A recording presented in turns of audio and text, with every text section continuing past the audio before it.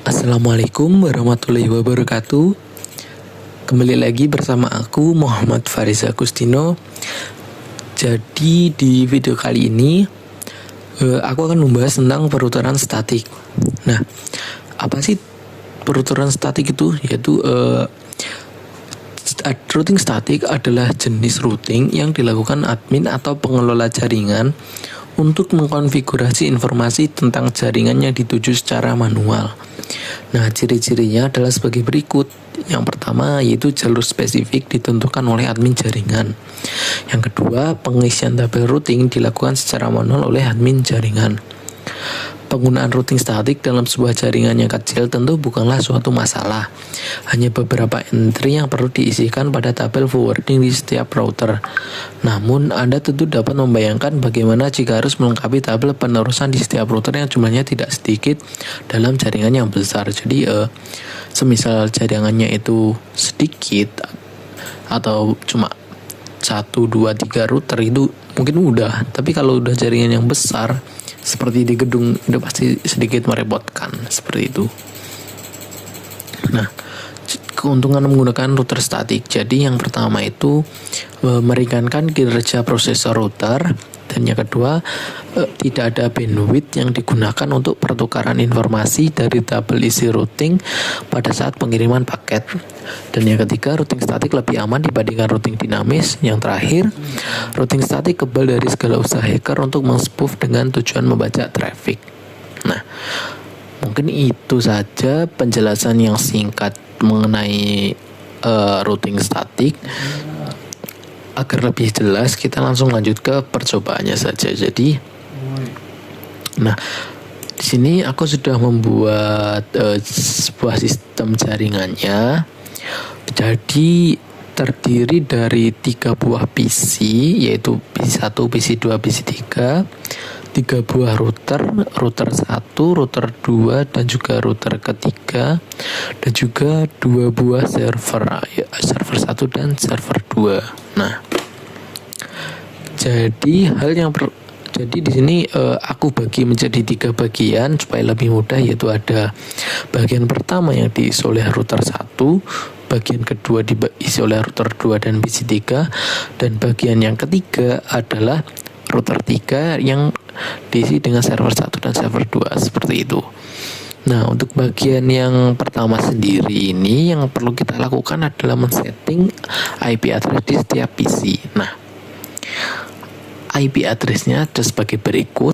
IP address PC yang pertama PC1 yaitu 192.168.1.1 dengan subnet mask 255.255.255.192 dan default gateway-nya 192.168.1.62. Kenapa 62? Karena di sini dia itu /26.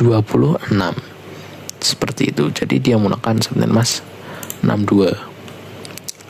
Dan yang untuk PC2, untuk IP configuration-nya yaitu IP address-nya itu 65 dan juga default gateway-nya itu 126, seperti itu.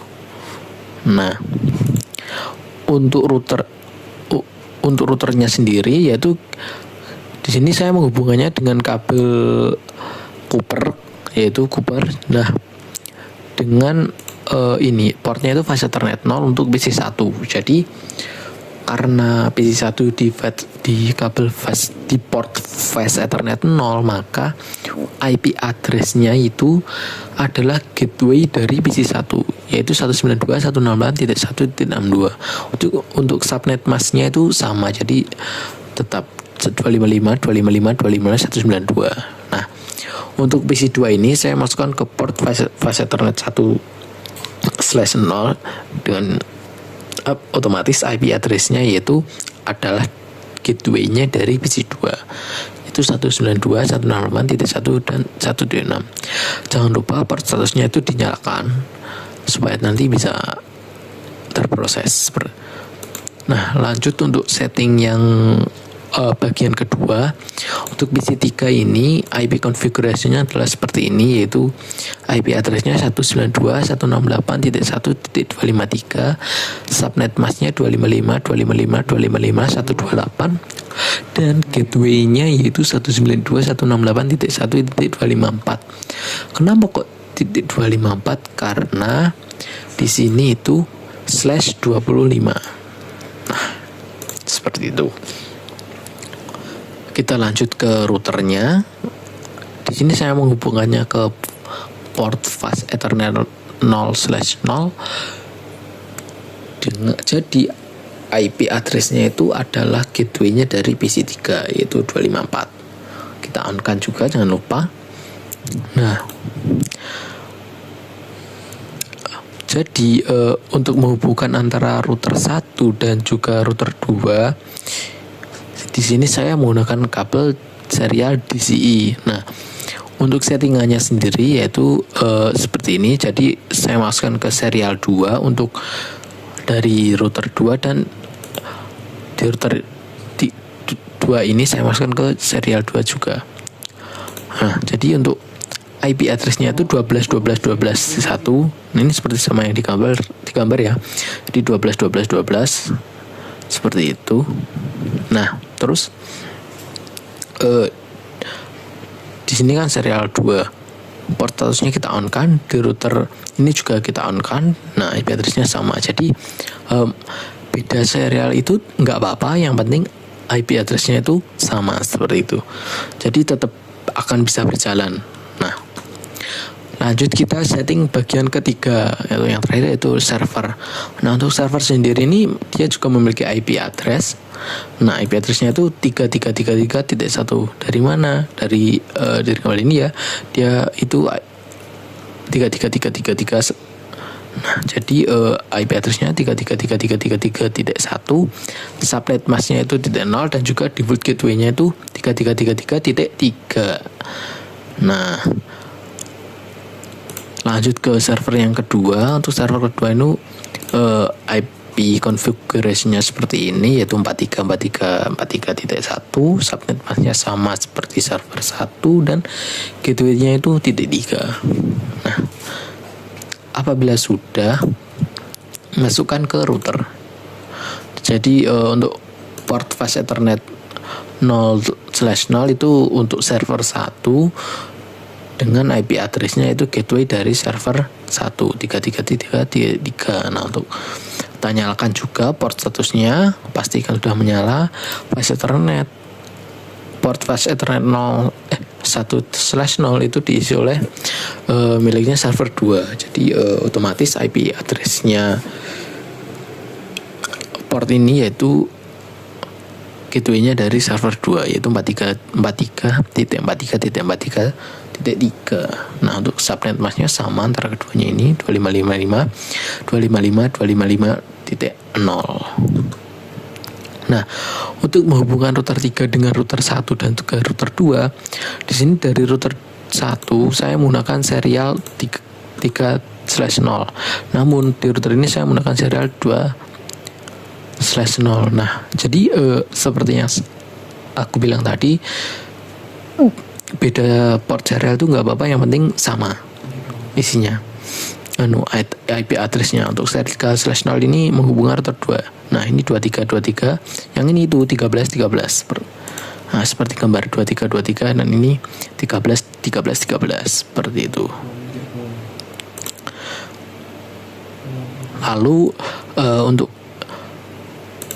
agar bisa terhubung keduanya ini juga harus dilakukan statik. Nah, jadi kayak ditembak gitu. Jadi agar PC1 ini bisa ke server 1, ini perlu ditembak. Enggak gitu deh. Jadi untuk yang pertama itu di router yang pertama ada network address 192.168.1.128/25 ini via 12.12.12. Nah, 12.12 kan ini antara router 1 dan juga router 2. Nah, jadi untuk IP-nya ini IP dari PC3. Jadi PC3 ini bisa terhubung ke semua PC, semua jaringan di router 1. Untuk ini yang 333 ini untuk ini milik server 1 via jalur ini 1313. Jadi router 3 dan router 1 sudah terhubung. 433 ini milik server 2. Nah, juga sudah terhubung.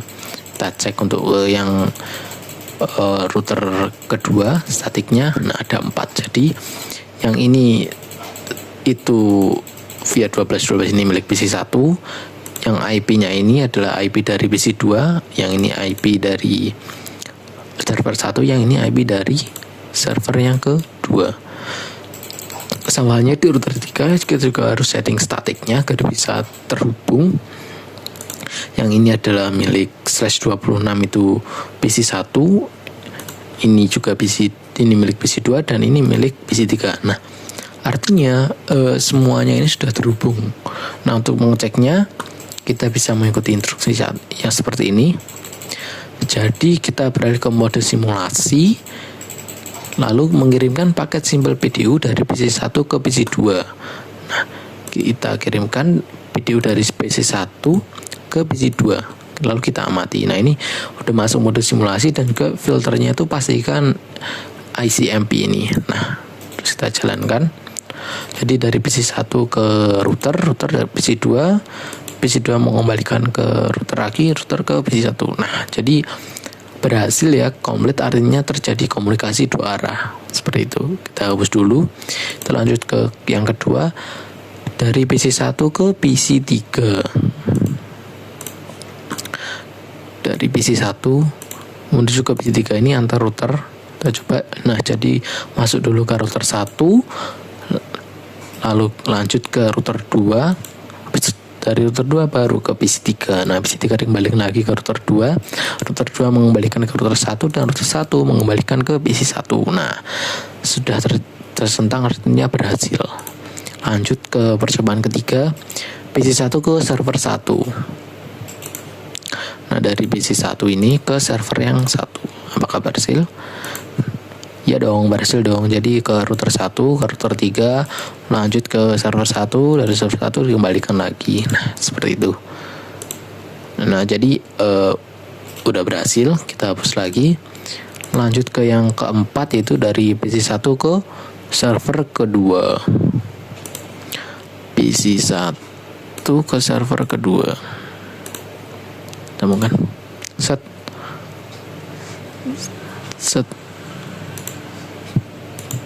Nah, dari server 2 lanjut kembali lagi. Nah, sampai. Nah, sudah kan berhasil. Kita lanjut dari PC3 ke PC1. Nah, dibalik ya. Dari PC3 ke PC1. Nah, dari PC3 ke router 2, router 2 ke router 1. Nah, ini cuma dibalik aja, jadi harusnya juga tetap bisa. Nah, bisa. Sudah berhasil ya. Kita delete. Kita lanjut ke ini dari PC3 ke PC2. Harusnya ini sama juga. Dari PC3 ke PC2. Masuk ke router yang kedua, terus lanjut ke router 1. Dari router 1 ke PC2 kembali lagi ke router ke router. Nah, router kembali ke PC3. Sudah berhasil terchecklist. Lanjut dari PC3 ke server 1, lalu PC3 ke server 2. Jadi bisa mengirimkan 2 langsung. Dari PC1 ke server 1, dari PC1 ke server 2. Jadi bisa dua kali jalan. Nah, set. Nah, dari server 1, nah kembali lagi bersama semuanya. Nah, bisa semua. Jadi sudah terchecklist successful ya di sini keterangannya. Jadi semuanya itu kedua itu sudah sukses. Lanjut. Jadi 2 ini sudah. Lalu ke dari server 1 ke server 2. Nah, dari server 1 ke server 2. Kita coba. Nah, masuk router. Sama sih, itu mudah. Kembali lagi. Nah, berhasil ya. Di sini keterangan successful. Kita delete. Lanjut. Nih. Dari server 1 ke PC1, dari server 1 ke PC2, dan dari server 1 ke PC3. Apakah bisa kita stuck 3 langsung, 3 pesan dari server 1 ke PC1, server 1 ke PC2, server 1 ke PC3. Makanya nggak bisa. Coba. Ya ini nggak bisa. Jadi maksimal itu cuma 2 PDU yang bisa dikirim. Nah, jadi udah sukses semua ya, server 1 ke PC 1 dan juga PC 2. Jadi sudah sukses. Tadi lihat yang terakhir itu server 1 ke PC 3. Oh, kebalik dari ini, kebalik nih. Tadi lihat. Nah, jadi dari ini ke sini. Server 1 ke 3. Nah, set cepet banget, selesai. Nah, sampai bisa successful dari server 1 ke server 3. Tadi lihat. Jadi setelah macam seperti ini, kita bisa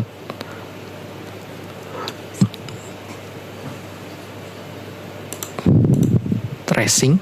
Sebenarnya juga kita kembalikan ke mode real time. Kita tracing dari PC 3.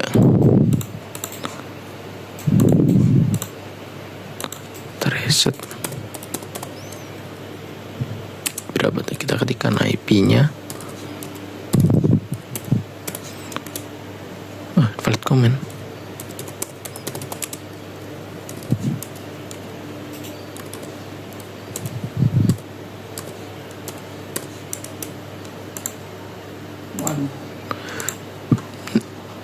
Nah, jadi cukup sekian videoku. Semoga bermanfaat. Apabila ada kesalahan, mohon maaf yang sebesar-besarnya. Wassalamualaikum warahmatullahi wabarakatuh. Bye bye guys. Terima kasih sudah menonton.